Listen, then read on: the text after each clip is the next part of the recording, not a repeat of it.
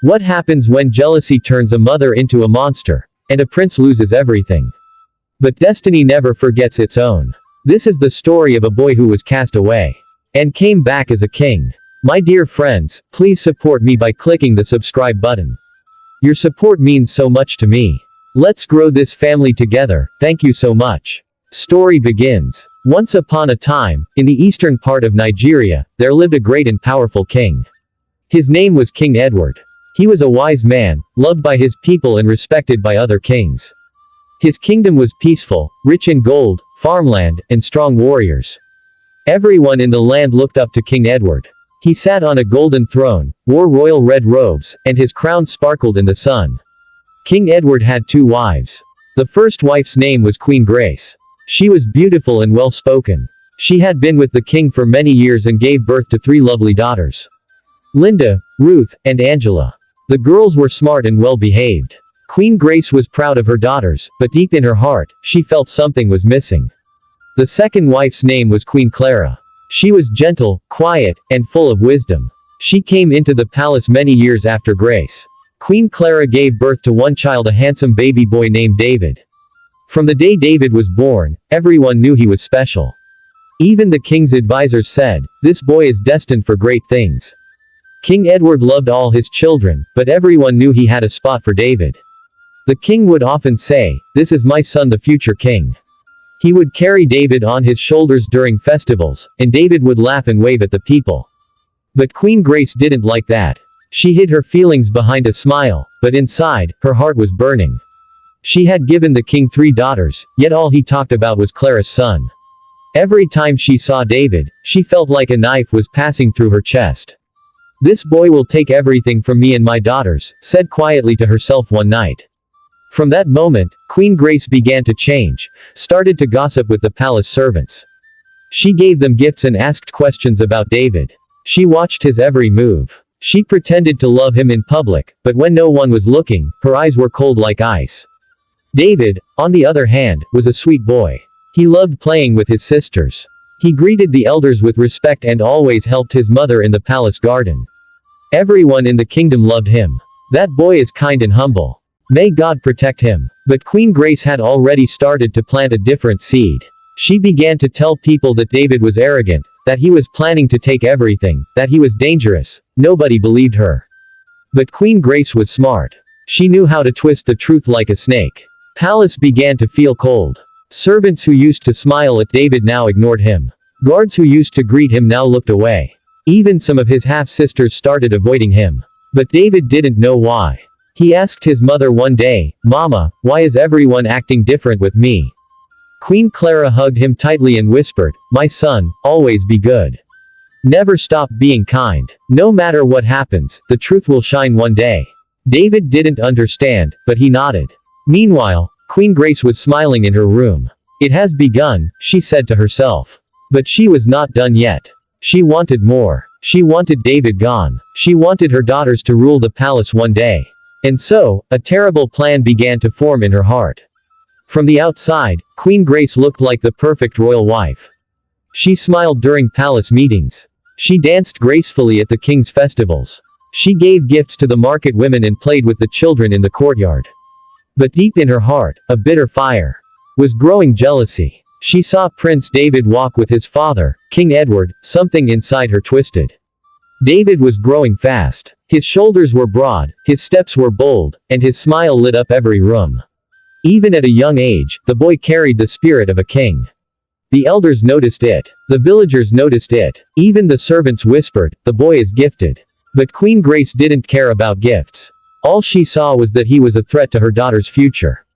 "If David becomes king," she whispered one night to her maid, "my daughters will be nothing. Just royal girls in pretty clothes.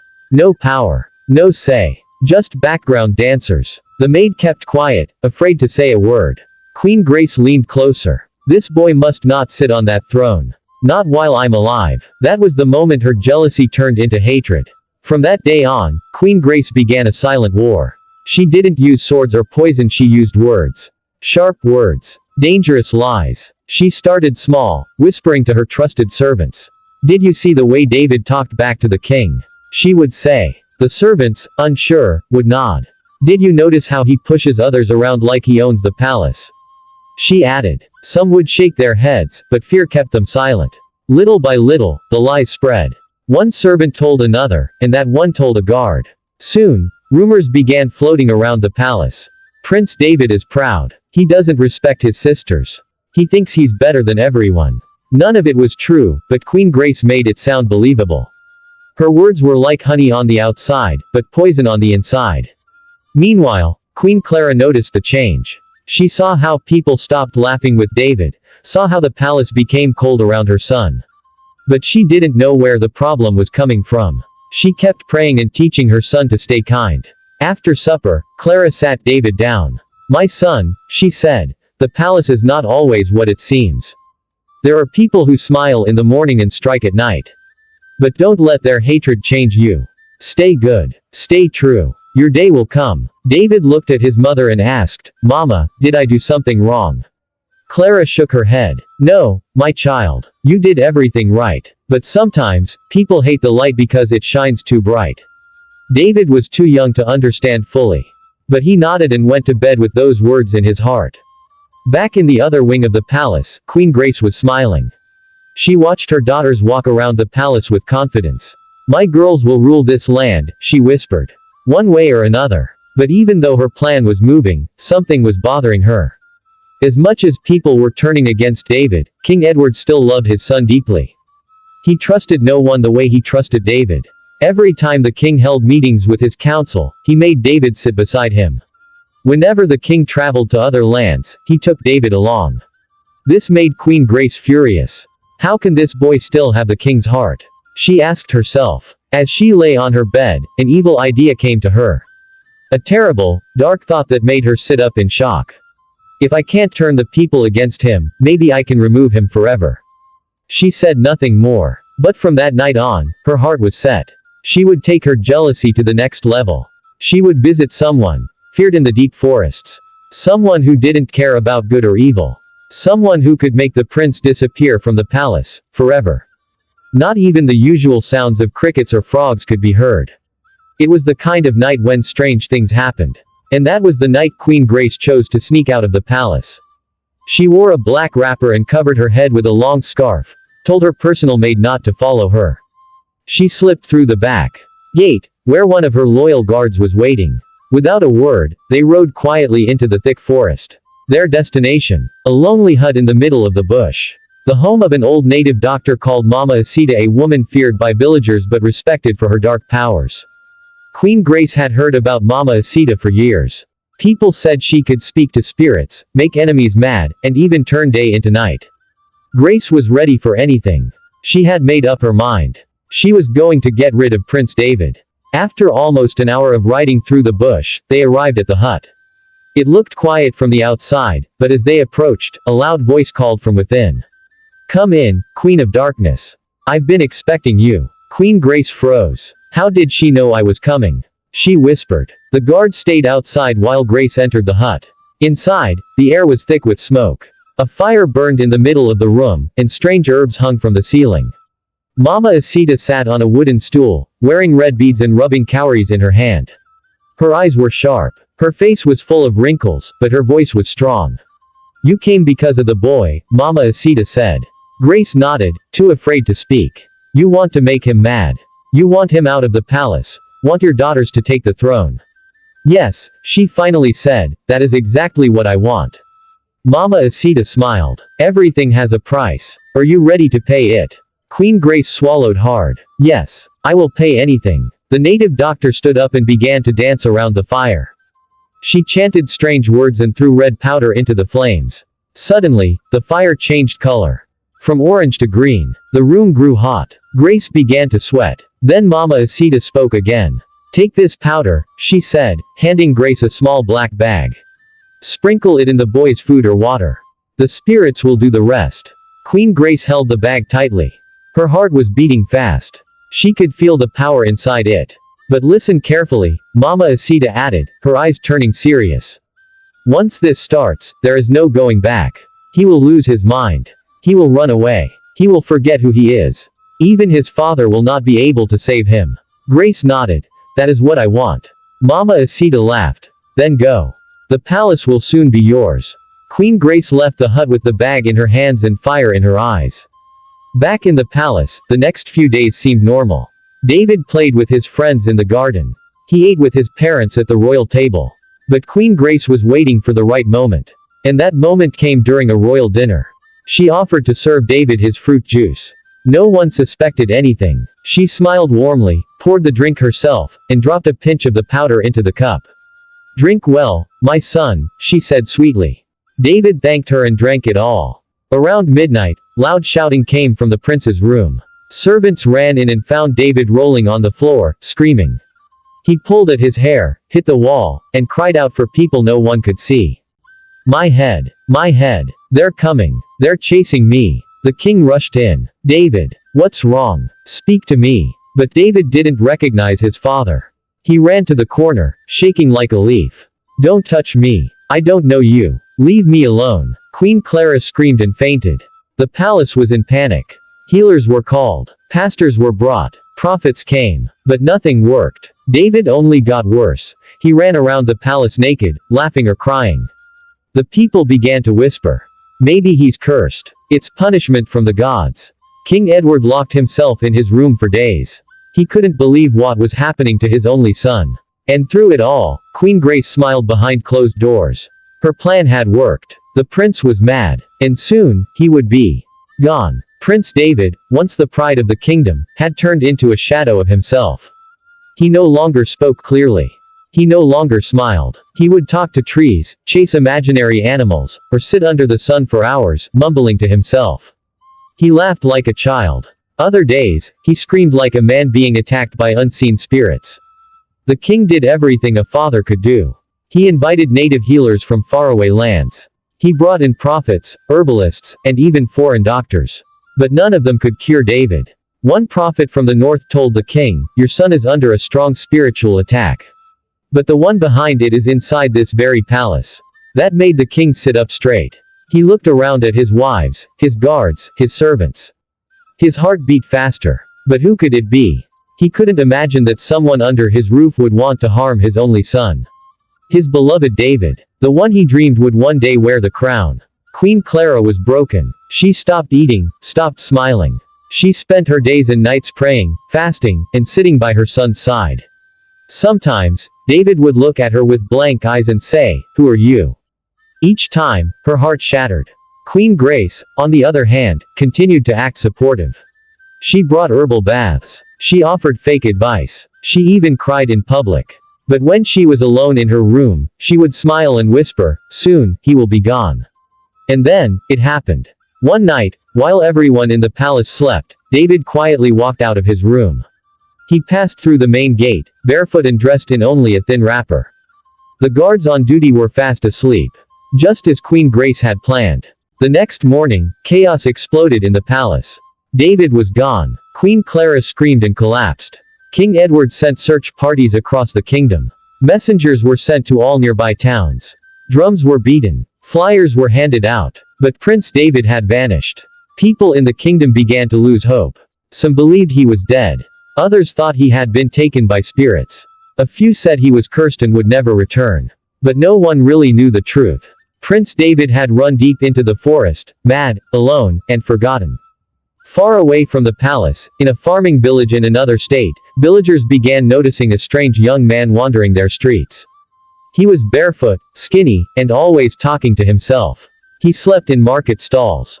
He bathed in the river. Children would point at him and say, "Look, it's the madman." He didn't know his name. He didn't know where he came from. He only remembered small things. His mother's face, the sound of drums, and a golden crown. That madman was Prince David. He had walked for days, maybe weeks.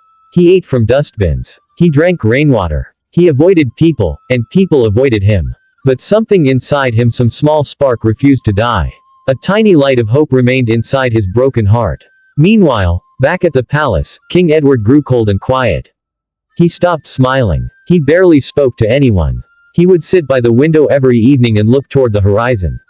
Maybe one day his son would return. Nothing happened. And Queen Grace. She celebrated in silence. Her daughters began walking around the palace like queens. She started speaking boldly during royal meetings. She whispered to the king's advisors about the future. But she didn't know something important.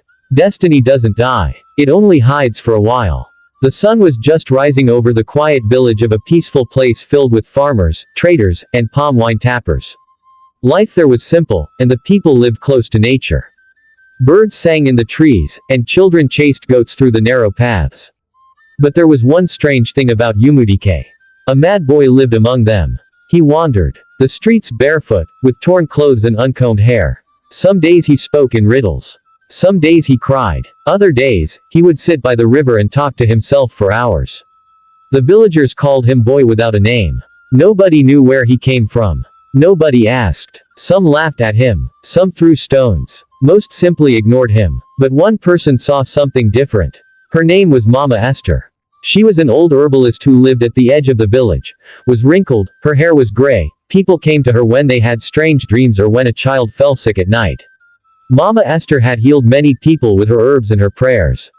She saw the boy sitting, staring into the sky. She walked up to him and said, "What's your name, my child?" He didn't answer. She sat beside him and offered him water. He took it, drank, and whispered, "I used to live in a palace." Mama Esther's eyes lit up. "A palace?" she asked. "Yes," the boy said, then laughed strangely and ran away. But Mama Esther had seen enough. That night, she prayed, "God, if this boy is from you, show me the truth." And that very night, she had a dream. She saw the boy dressed in royal robes, sitting on a golden throne. She saw a jealous queen, a crying mother, and a father staring out a window. When she woke up, she knew what to do. The next morning, she went to the place and waited. Soon, the boy appeared again. She called him, "My son, come, let me help you." He looked at her for a long time, unsure, but something inside him told him to follow. She took him to her small hut. There, she bathed him, cleaned his wounds, cut his hair, and gave him new clothes. She began giving him herbal medicine, strong roots mixed with honey and pepper leaf. Every morning and every night. And slowly, something began to change. Then one day, he asked, "Where am I?" He asked, "Who are you?" And soon after, he began telling stories about a king, a queen, and a golden crown. Mama Esther listened carefully and kept writing everything down. "My name is David. I am the son of King Edward." Mama Esther smiled. "Yes, my child. I know." The healing had begun not just of the body, but of the mind. Over the next few weeks, Prince David grew stronger. He worked in the garden. He helped Mama Esther grind herbs. His laughter returned. His strength returned. But most of all, his memory returned. He now remembered everything. The palace, his mother, his father, and the woman who made him mad. In the morning, as he said to Mama Esther, "They threw me away like dirt." She hugged him tightly and whispered, "But you were not dirt. You were a seed. And now, you are growing again." Mama Esther handed him a small bag. "You must go back, my son." David's heart beat fast. "What if they don't believe me?" "They will," she said. "Because destiny cannot be erased." She gave him a walking stick, some food, and a special leaf to protect him on the journey. Then she blessed him. And so, Prince David began his long journey home. The journey back to the palace was long. Prince David walked through forests, crossed rivers, and slept under the stars. But his heart was strong now. His feet were sore, but his spirit was burning with one goal: to return home and face the truth. As he walked, memories of his childhood filled his mind. He remembered his father's strong voice, his mother's sweet singing in the garden, the golden throne, the royal drums, and the laughter that once filled the palace. But he also remembered the pain, the fear, the confusion, and the betrayal. It was time to return, not just as a boy, but as a man who had survived. Back at the palace, life had moved on. Queen Grace had taken full control. Her daughters now sat beside King Edward during palace meetings. She had convinced many of the elders that David was gone forever. "Your son is dead, my king," she had said many times. "We must prepare for a new ruler." King Edward never answered. He would only stare out the palace window, hoping, praying. Every sunset, he stood by the gates, watching the road. He never gave up. And then, one day, something happened. It was a quiet morning. The palace was peaceful. Suddenly, a royal guard came running into the king's court, out of breath. My king, he shouted. What is it? The king asked, sitting up straight. There is a man at the gate, the guard stuttered. He looks like your son. The king's heart skipped. He stood up, not believing it. What did you say? He says. He is Prince David. Before the king could respond, a loud murmur filled the courtyard. Servants and guards were rushing toward the gate. The king followed them, and there he was. A young man with strong shoulders, clean clothes, and confident eyes stood at the palace gate. He carried a walking stick and wore a simple smile. King Edward stared at him. David, he whispered. The young man smiled and said, Father, I have returned. The king dropped his staff and ran. He grabbed David, hugged him tightly, and burst into tears. My son, you're alive. The whole palace stood in shock. Some cried. Some stood speechless. And then Queen Clara came running from her chamber. She saw her son and screamed, my baby. David ran into her arms, and they both fell to the ground, weeping and laughing. It was a reunion no one ever expected. Except Queen Grace. She stood behind the curtains, watching. Her face turned pale. Her hands shook. Her plan had failed. Prince David had returned. The palace held a grand feast. Drums were beaten. Cows were killed. Fireworks lit up the sky. Every village near and far sent gifts. Prince David was back. The people danced and sang. He was lost, but now he is found. He was gone, but now he has returned. The prince is home again. But not everyone was celebrating. Queen Grace sat alone in her room, unable to eat or sleep. Her eyes were red, her thoughts loud. Impossible, she whispered. How did he survive? And worst of all, what if he remembered everything? The celebration lasted for 3 days. Drummers didn't stop beating their drums. Dancers performed under moonlight. The whole kingdom was filled with joy.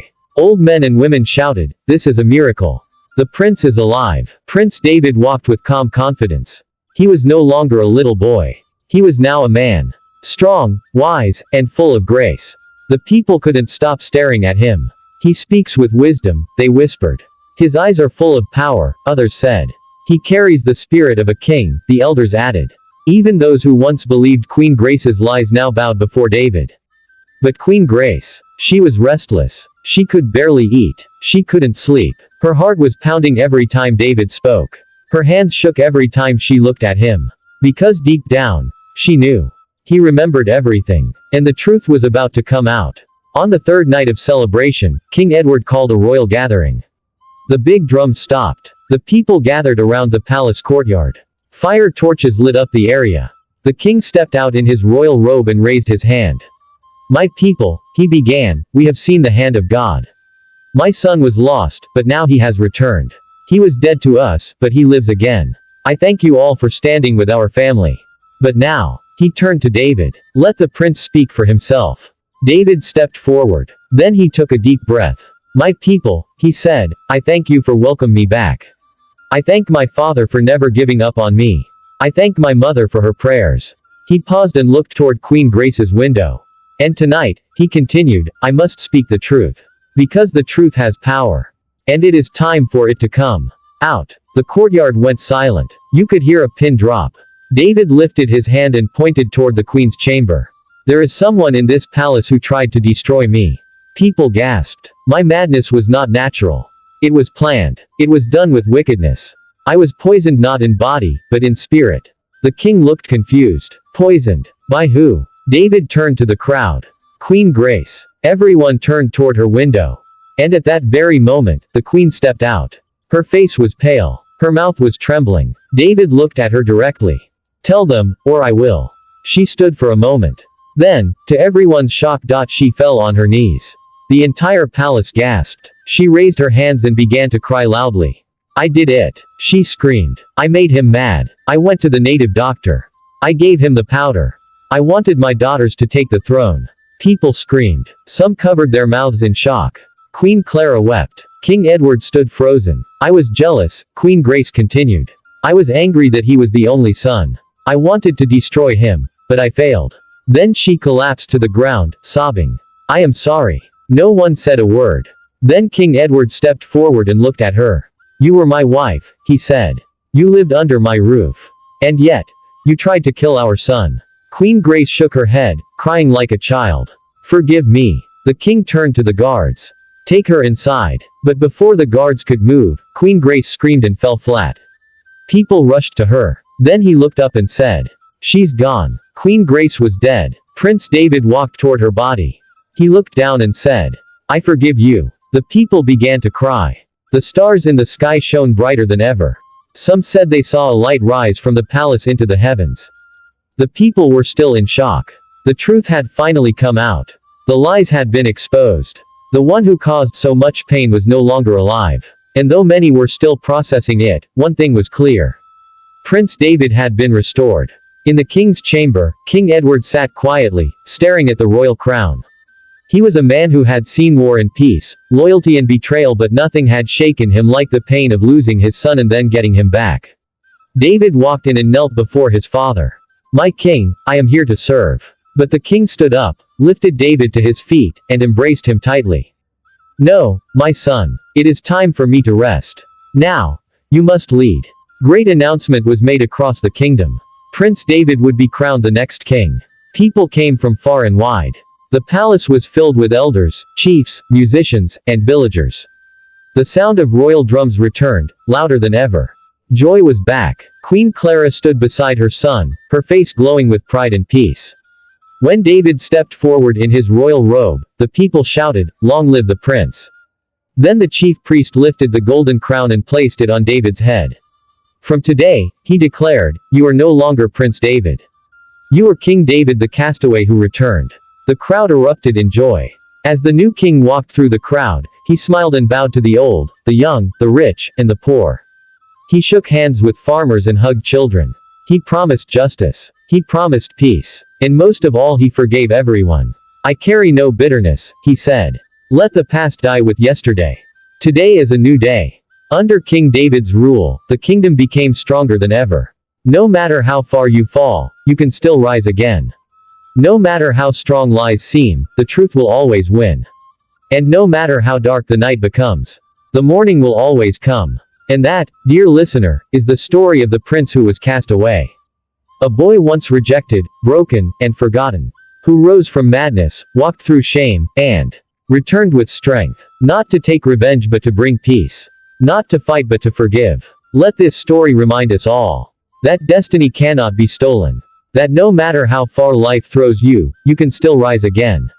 And that truth will always shine brighter than lies. We all have a journey. We all carry pain. But like David, we can overcome. Thank you for watching this beautiful African tale. Please, if you enjoyed the story, don't forget to like this video, share it with someone who needs encouragement, and most importantly, subscribe to this channel for more inspiring, powerful, and emotional stories from our rich African roots. More stories are coming your way every week. Don't miss them. Until next time, keep believing, keep rising, and never let your crown fall. This is your home for African stories that touch the heart. See you in the next one. God bless you all. Bye.